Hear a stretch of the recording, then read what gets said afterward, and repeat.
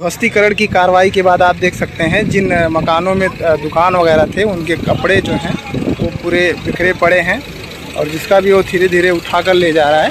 इस तरीके से जो है अपना जीविकोपार्जन करने के लिए लोग लाए हुए थे।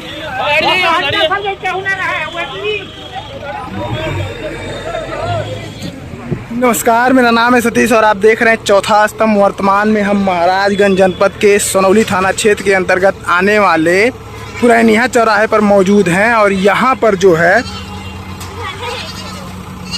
पुरैनिया चौराहे पर मौजूद हैं और यहाँ पर जो अवैध ज़मीनों पर, सरकारी ज़मीनों पर कब्जा है उसको हटाया जा रहा है। फ़िलहाल 5 से 7 घरों पर अभी तक कार्रवाई हो चुकी है और यहाँ पर सोनौली पुलिस है और तमाम यहाँ जो ज़िले के आला अधिकारी हैं, जैसे तहसीलदार नौतनवा हो गए, नायब तहसीलदार नौतनवा सौरभ श्रीवास्तव, तमाम लोग यहाँ पर मौजूद हैं और पूरी पुलिस फोर्स मौजूद है। कई चौकी की पुलिस फोर्स मौजूद है और यहाँ पर जो ध्वस्तीकरण की कार्रवाई है किया जा रहा है। बाकी जिन मकानों को तोड़ दिया गया है उनमें जो भी सामान थे वो यहाँ पर आप देखिए बिखरे पड़े हैं।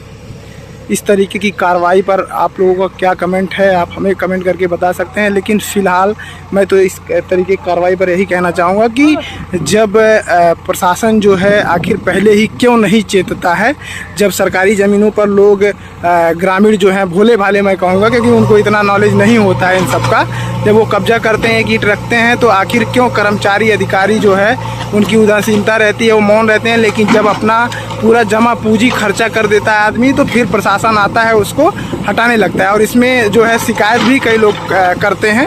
राजनीतिक ग्रामीण गाँवों में जो राजनीति होती है उसका भी कई लोग शिकार हो जाते हैं। तो कुल मिलाजुलाकर मेरा यही कहना है कि इसमें सरकार को बाकायदा किसी की जिम्मेदारी तय करनी चाहिए कि जैसे ही कोई सरकारी ज़मीन पर एक ईंटा रखे और तत्काल अधिकारियों को पता चल जाए और लेखपाल मौके पर पहुंचकर उसको रोक दे। लेकिन कहीं ना कहीं इसके लिए सरकार को सोचना होगा और एक किसी ना किसी को एक जिम्मेदारी देनी होगी कि इस तरीके के जो अवैध कब्जे हैं, जो सरकारी ज़मीन है, उस पर जब भी कोई एक ईंट रखे या उसको कब्जाने की मंशा से कुछ भी करना चाहे तो उसको रोक दिया जाए। उसके बाद आप देखेंगे कि ये स्थितियाँ सुधर जाएंगी। फिर इस तरीके से जो रोना पीटना, लोग रो रहे हैं, गा रहे हैं और इस तरीके का जो भी सामान है उनका नुकसान हो रहा है, अफसोस हो रहा है और वो पूरा जमा पूंजी लगा के मकान बनाते हैं और तोड़ दिया जाता है, तो इस तरीके की स्थिति आप को देखने को नहीं मिलेगी। बाकी इस पूरे अवैध ध्वस्तीकरण की कार्रवाई पर जो ज़मीन पर कब्जा किया गया उस पर बाबा का जो बुलडोज़र चल रहा है उसको लेकर आप लोग क्या कहना चाहते हैं, हमारा कमेंट बॉक्स खुला हुआ है, उसमें आप अपनी राय रख सकते हैं। लेकिन मैं अपना व्यक्तिगत राय जारी करता हूं कि कोई भी मकान बनवाता है तो बड़े ही जो अपने जीवन की पूंजी होती है उसको लगा के बनाता है, लेकिन उसके बाद इस तरीके की कार्रवाई होती है तो कहीं ना कहीं जिम्मेदार कर्मचारी अधिकारी जो हैं उनकी भी एक जिम्मेदारी, जवाबदेही तय होनी चाहिए कि क्यों आखिर ये सारी कार्रवाई हो रही है। आप देखिए किस तरीके से जो कपड़े हैं वो बिखरे पड़े हैं। लोग यहाँ पर जो है पूरा पुलिस फोर्स लगा हुआ है और तमाशबीन तो आप जान ही रहे हैं, बहुत सारे लोग यहाँ पर जुटे हुए हैं।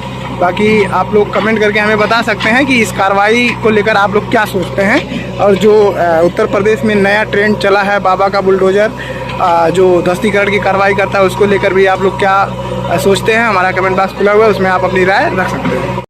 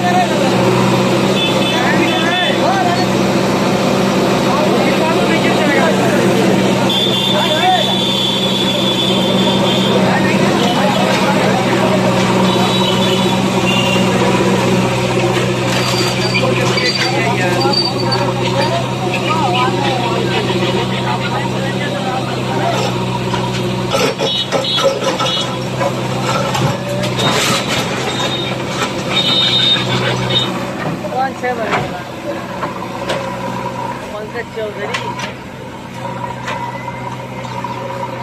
उसके बाद अखिलेश और हमेशा लगे रहने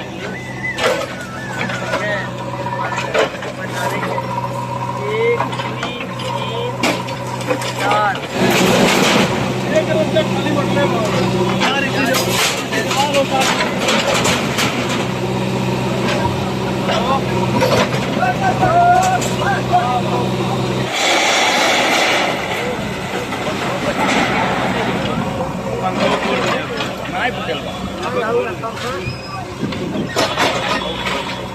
दूसरे के झूठ हुआ नहीं बा वो तुम्हारी